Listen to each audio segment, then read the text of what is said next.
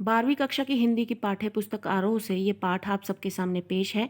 पाठ का नाम है काले मेघा पानी दे। इस भाग में हम इस पाठ का सार समझेंगे। पाठ का सार यानी कि समरी पढ़ेंगे।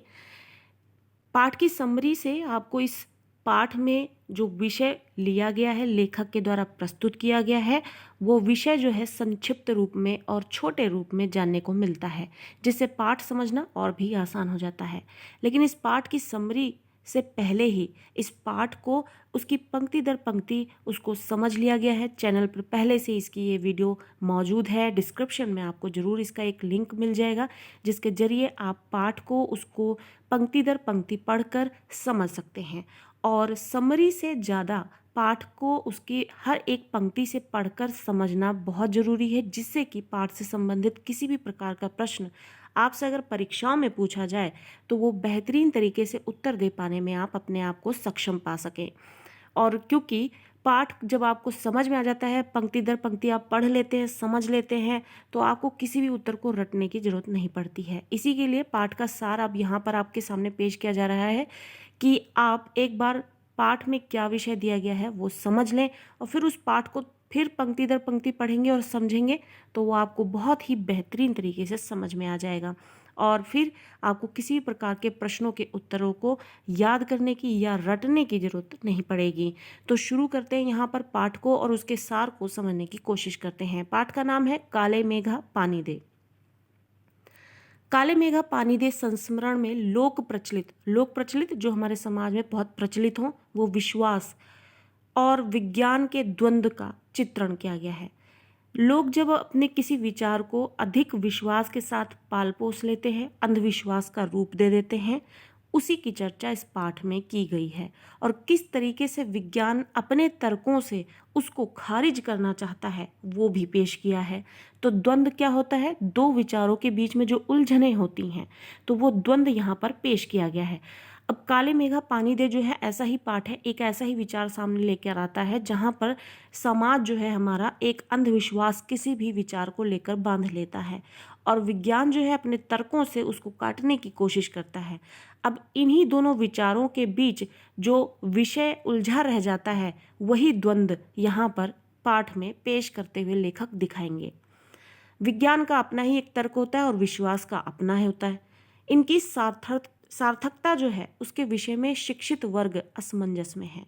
यानी कि जो लोग समाज जो है किसी विचार को अंधविश्वास में जब बदल लेते हैं, तो इसमें कितनी सच्चाई है या फिर कितनी सार्थकता है, इसमें हमें विश्वास बनाए रखना चाहिए या नहीं।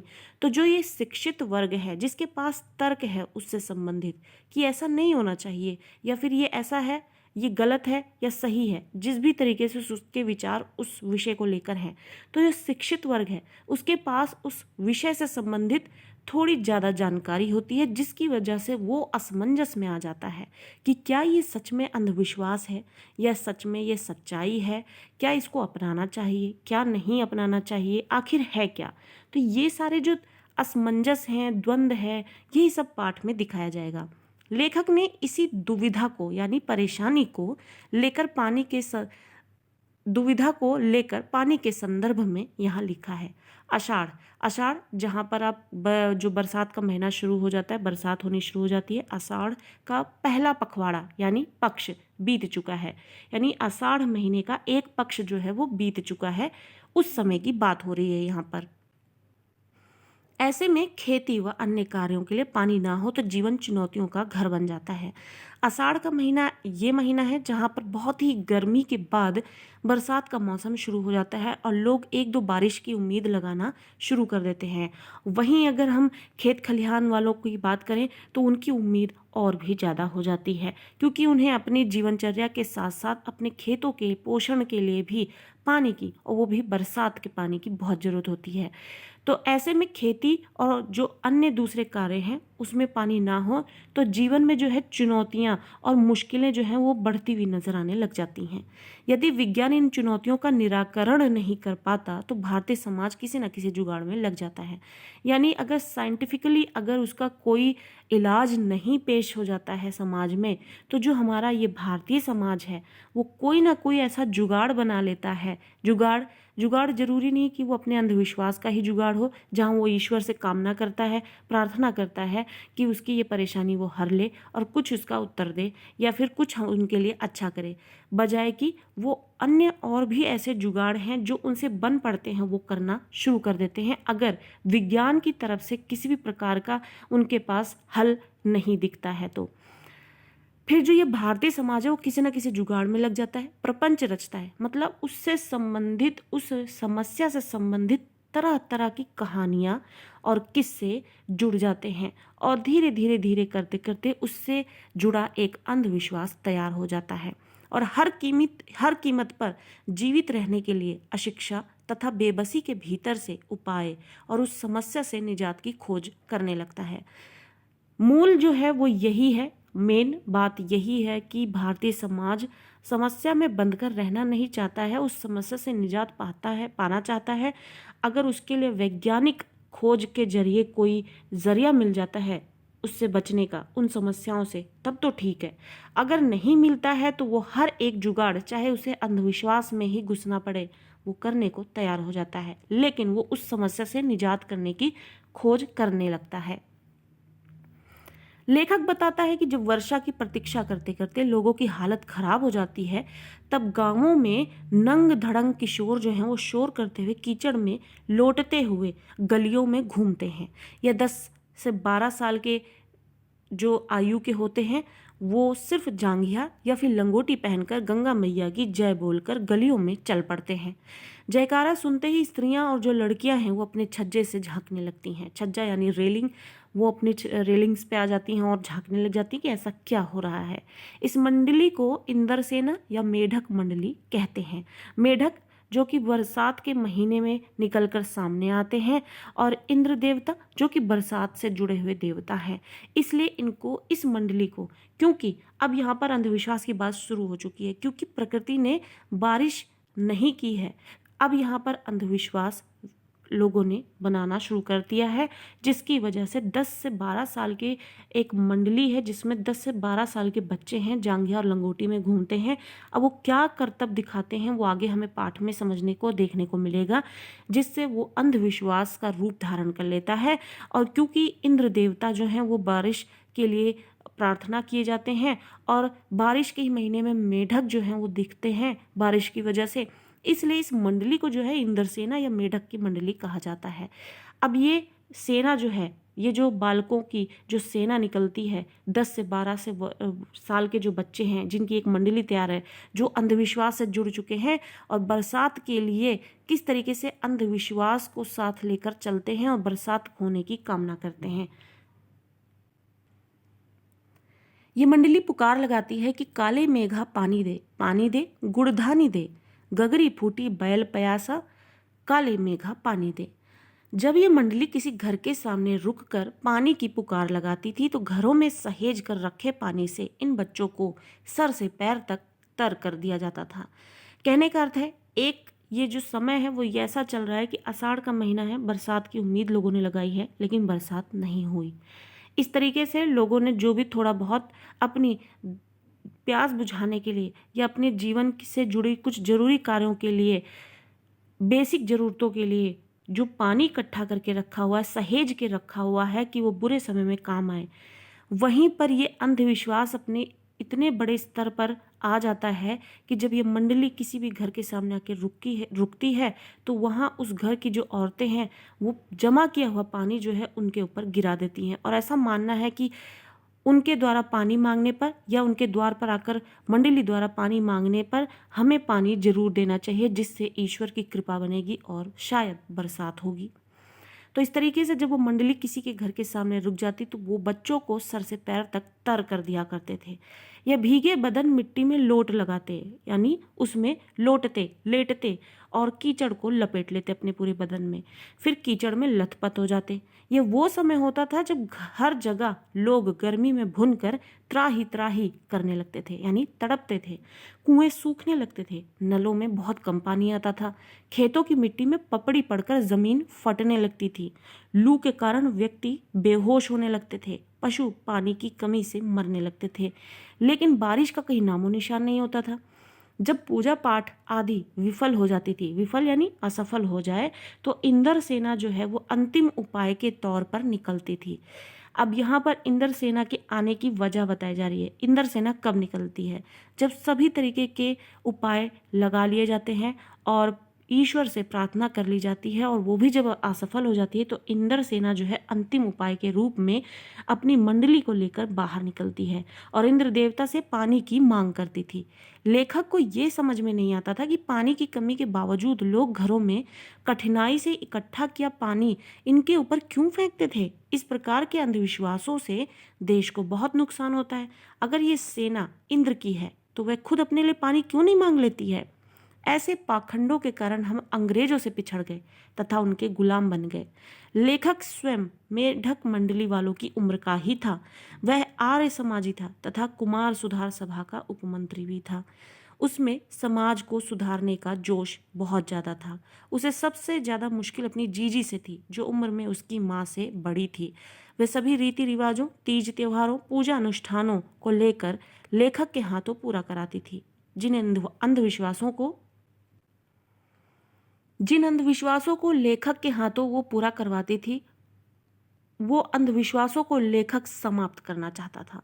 वे सब कार्य लेखक को पुण्य मिलने के लिए करवाती थी। अब यहाँ पर जो लेखक की जीजी हैं, वो सभी ऐसे पुण्य कार्य जो है वो लेखक से करवाती थी कि जितने पुण्य है वो उसको मिल जाए। लेकिन वो इन्हीं पुण्य भरे कामों को, जो कि अंधविश्वास से जुड़े थे, लेखक समाप्त करना चाहते थे। अब जीजी लेखक से इंद्र सेना पर पानी फेंकवाने का काम करवाना चाहती थी। उसने साफ मना कर दिया। जीजी ने कांपते हाथों व डगमगाते पांवों से इंद्र सेना पर पानी फेंक दिया। लेखक जीजी से मुंह फुलाए रहा, यानी वो नाराज हो गए, गुस्सा हो गए। शाम को उसने जीजी की दी हुई लड्डू और मठरी भी नहीं खाई। पहले उन्होंने गुस्सा दिखाया, फिर उसे गोद में लेकर समझाया। अब यहाँ पर दीदी जो लेखक को समझाती हैं, जीजी जो है वो लेखक को जो समझाती हैं, वो भी एक नज़रिया है। अब उस नज़रिए को भी देखा और समझना बहुत ज़रूरी है। देखते हैं जीजी यहाँ पर लेखक को क्या समझाती हैं। उन्होंने कहा कि ये अंधविश्वास नहीं है। यदि हम पानी नहीं देंगे तो इंद्र भगवान हमें पानी कैसे देंगे? ये पानी की बर्बादी नहीं है, ये पानी का अर्घ्य है। अर्घ्य यानी जो हम देवता गणों को अर्घ्य देते हैं, पूजा के तौर पर प्रार्थना करते हुए ईश्वर को जब जल अर्पित करते हैं तो वो अर्पण जो है अर्घ्य कहलाता है। तो ये पानी का अर्घ्य है, यानी हम ईश्वर को ध्यान में रखते हुए अपनी तरफ से कुछ ईश्वर को अर्पित करते हैं, तो ईश्वर जो है उसी के बदले अपना आशीर्वाद हम पर बरसाते हैं। जीजी का ये कहना है, ये दृष्टिकोण है। दान में देने पर ही इच्छित वस्तु मिलती है। जीजी का कहना है कि जब तक आप अपनी पहली कोशिश नहीं करेंगे, कुछ अपनी तरफ से देने का प्रयास नहीं करेंगे, तब तक ईश्वर जो है वो आपको कुछ नहीं देगा। तो जब तक आपको अपनी इच्छित वस्तु पानी है तो आपके पास जो भी हो वो देने की आपके अंदर जो है हिम्मत होनी चाहिए। तो दान देने पर ही इच्छित वस्तु मिलती है। ऋषियों ने दान को महान बताया है। बिना त्याग के दान नहीं होता है। और त्याग क्या होता है? वैसी चीज़ें जो आपके ज़रूरत भर की हों और आप उन्हें उस वक्त नहीं दे सकते, पर आप उसमें से कुछ हिस्सा उस ज़रूरत की वस्तु में से निकाल कर दान के तौर पर देते हैं, तो वो असल दान माना जाता है। और जब आप ऐसा दान करते हैं, जब आप ऐसा दान करते हैं तो ईश्वर आपके इस त्याग को देखकर आपकी इच्छित वस्तु को देता है। ये जीजी का दृष्टिकोण है जो वो लेखक को समझाना चाहती हैं। करोड़पति 2-4 रुपए दान में दे दे तो क्या वो त्याग होगा? त्याग नहीं होता। वो त्याग वह है जो अपनी जरूरत की चीज को जन कल्याण के लिए दे दिया जाए। ऐसे ही दान का फल मिलता है। लेखक जीजी के तर्कों के आगे हार गया, फिर भी वह अपनी जिद पर अड़ा रहा। जीजी ने फिर समझाया कि तू बहुत पढ़ गया है, वो अभी भी अनपढ़ है। किसान भी 30-40 मन गेहूं उगाने के लिए 5-6 सेर जो है अच्छा गेहूं बोता है। अब जीजी अपने दृष्टिकोण को लेखक को समझाने के लिए एक उदाहरण पेश करती हैं।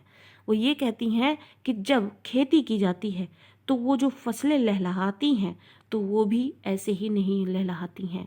जब उस खेत से 30-40 मन गेहूं उगता है तो उस 30-40 मन गेहूं को पाने के लिए पहले किसान 5 से 6 सेर जो है गेहूं बीज के तौर पर खेतों में डालता है, तभी वो पनप कर आपके सामने डबल ट्रिपल होकर या फिर आप कहिए कि आपकी ज़रूरत से ज़्यादा बनकर आपको मिलता है। इसी तरह हम अपने घर का पानी इन पर फेंक कर बुआई कर रहे हैं। इसी से शहर, कस्बा, गांव पर पानी वाले बादलों की फसल आएगी और हम बीज बनाकर पानी देते हैं, फिर काले मेघा से पानी मांगते हैं। ऋषि मुनियों ने भी ये कहा है कि पहले खुद दो, तभी देवता चौगुना करके लौटाएंगे। और ये सिर्फ पाठों की या फिर लेखक के एक्सपीरियंस की, अनुभव की ही बात नहीं, आपने भी अपने घरों में सुना होगा। जो हमारे बड़े बुजुर्ग या हमारे माता पिता हमें समझाते नज़र आते हैं, ईश्वर में ध्यान लगाने को या फिर दान देने को, गरीबों की मदद करने को। तो यही कॉन्सेप्ट लेकर यहाँ पर इस पाठ में लेखक जो हैं अंधविश्वास में और जो असलियत है उसमें फ़र्क करना सिखा रहे हैं। अब जीजी जो लेखक को अपना दृष्टिकोण समझा रही हैं वो यही है कि ये भले ही अंधविश्वास होगा, लेकिन यहाँ अंधविश्वास के जरिए हम एक ऐसा अच्छा काम कर रहे हैं जिसको पहले जब तक हम उसकी पहल हम खुद नहीं करेंगे तो उसके बदले में हमें ईश्वर से सिर्फ प्रार्थना करने मात्र से ही सब कुछ नहीं मिल जाएगा। उसके लिए एक पहल करनी पड़ती है जहाँ पर हम अपने व्यक्तित्व की परछाई को सामने लाकर एक पहल करते हैं, जहाँ पर हम अपना हमारा व्यक्तित्व कैसा है, हम किसी को अपनी ज़रूरत में से कोई एक हिस्सा निकाल कर किसी ज़रूरतमंद को अगर दे देते हैं तो ईश्वर इस व्यवहार को, आपके व्यक्तित्व को देखकर आपको वो 4 गुना, 5 गुना, 6 गुना या 10 गुना करके वो चीज़ें लौटाता है। तो ये यहाँ पर अंधविश्वास क्या है और सच्चाई क्या है, तर्क क्या है, सही दृष्टिकोण क्या है, वो समझाया जा रहा है। यह आदमी का आचरण है जिससे सबका आचरण बनता है। यथा राजा तथा प्रजा, जैसी राजा होगी वैसे ही तो प्रजा होगी। राजा अगर इस तरीके का व्यवहार करेगा तो प्रजा भी वैसे ही होगी। तो वैसे ही जैसे कि हम हैं, हम भक्त अगर ईश्वर से किसी चीज़ के लिए प्रार्थना कर रहे हैं तो पहले वो चीज़ हमें अपने व्यक्तित्व से स्वयं को जाहिर करके दिखाना होगा। ईश्वर जिसको देखकर हमको वो चीज़ें, हमारी इच्छित वस्तुओं को हमें देता है। सच है, गांधी जी महाराज भी यही कहते थे कि लेखक कहता है कि यह बात 50 साल पुरानी होने के बावजूद आज भी उसके मन पर दर्ज है। यानी आज 50 साल हो गए इस बात को, लेकिन लेखक ने अपनी जीजी की इस बताई हुई और समझाई बातों को आज भी याद रखा है, इस दृष्टिकोण को याद रखा है। अनेक संदर्भों में ये बातें मन को कचोटती हैं कि हम देश के लिए करते क्या हैं आखिर। हर क्षेत्र में मांगे बड़ी बड़ी हैं पर त्याग का कहीं नाम निशान नहीं है। अभी हमने पाठ की शुरुआत में समझा है कि जो लेखक हैं वो आर्य समाजी हैं, वो समाज को सुधारना चाहते हैं, अंधविश्वास को तोड़ना चाहते हैं। जब लेखक ने जीजी द्वारा अपना दृष्टिकोण समझाया गया तो लेखक को अपने जीवन का एक सबसे बड़ा ज्ञान प्राप्त हुआ। ज्ञान वो जो कि जिसकी हम कामना करते हैं उसको पाने के लिए सबसे पहले हमें अपने व्यक्तित्व से वो चीज़ सामने लानी होती है जिससे कि अन्य लोग उसको देखकर समझ सकें। क्योंकि अब जीजी की समझाई हुई बातें लेखक को बेहतरीन तरीके से समझ में आ गई हैं तो लेखक ने इसको एक बहुत ही सुंदर तरीके से और एक अच्छी जगह इसे अप्लाई किया। कहाँ?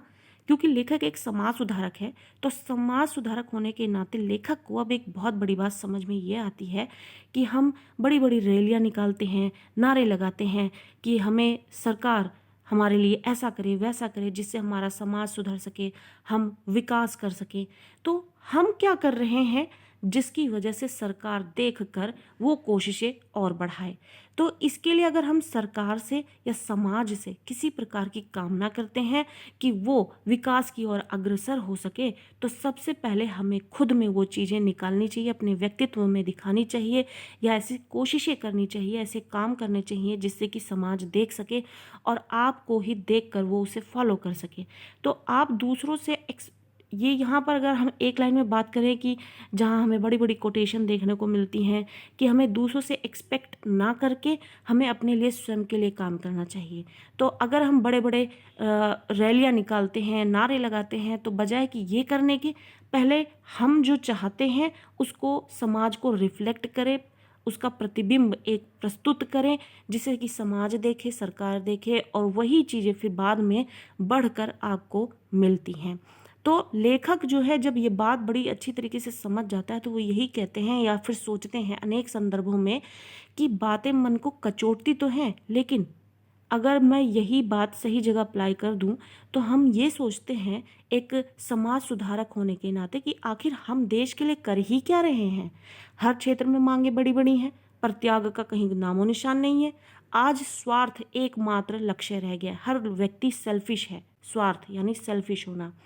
हर व्यक्ति सिर्फ अपने बारे में सोच रहा है और सिर्फ मांगे कर रहा है कि सरकार को ये करना चाहिए, वो करना चाहिए हमारे लिए। लेकिन हम क्या कर रहे हैं अपने इस समाज के लिए या देश को बनाने के लिए? हम भ्रष्टाचार की बातें करते हैं परंतु खुद अपनी जांच नहीं करते। काले मेघा जो हैं वो उमड़ते हैं, पानी बरसता है, परंतु गगरी फूटी की फूटी रह जाती है। कहने का अर्थ है प्यासा व्यक्ति प्यासा तब भी रह जाएगा जब काले बादल घिर घिर कर बरस जाए तो भी, और प्यासा व्यक्ति जो है वो प्यासा ही रह जाएगा। मान लीजिए पानी बरस रहा है और व्यक्ति ये सोचता है कि मेरे खेत और सींच जाए और सींच जाए, उसे कमी ही लगेगी। लेकिन अच्छी तरीके से तर जाने के बावजूद भी, या फिर आपको पानी की कमी महसूस हो रही है, आपको अच्छा पानी मुहैया कराया जा रहा है, आप स्टोर करे जा रहे हैं, लेकिन आपका मन नहीं भर रहा है, तो आपको जितना भी दिया जाएगा आपका पेट नहीं भर सकता, आपकी गगरी फूटी की फूटी ही रह जाएगी। वैसे ही जैसे कि हम एक्सपेक्ट करते हैं कि हमारा देश आगे बढ़े, समाज आगे बढ़े, लेकिन हम खुद कुछ कर नहीं रहे, तो सरकार अगर कुछ भी कर रही होगी तो आपको छोटा ही लगेगा और कम ही लगेगा। तो इस तरीके से हमारी गगरी जो है फूटी की फूटी ही रह जाएगी, बैल प्यासे ही रहेंगे। ये स्थिति कब बदलेगी ये कोई नहीं जानता। अब पाठ के अंत में जो लेखक हैं वो ये प्रश्न करते हैं कि आखिर ये स्थिति कब बदलेगी, ये कोई नहीं जानता। कैसी स्थिति? कि लोग सिर्फ उम्मीदें करते हैं कि ऐसा किया जाए हमारे लिए, वैसा किया जाए, लेकिन वो खुद कब कोशिश करना शुरू करेंगे। तो यहीं पर जो इस पाठ के माध्यम से लेखक जी के माध्यम से समझाना चाहते हैं कि जब तक हम अपने व्यक्तित्व का एक ऐसा पक्ष सामने नहीं रखेंगे जिसकी हम उम्मीद लगाते हैं, तो हम जो चाहते हैं हमारी इच्छित वस्तु भी हमें नहीं मिल सकती। इसलिए पाठ का नाम है काले मेघा पानी दे, जिसके जरिए एक अंधविश्वास को प्रस्तुत किया गया। लेकिन वो अंधविश्वास कितना है और उसमें रियलिटी कितनी है, या फिर आंखें खोल देने वाला ज्ञान कितना मिला, और उसी के जरिए आर्य समाज का होने के नाते या फिर समाज सुधारक होने के नाते लेखक की भी आंखें खुल जाती हैं और एक बहुत बड़ी बात उनको अपने जीवन में समझ में आ जाती है।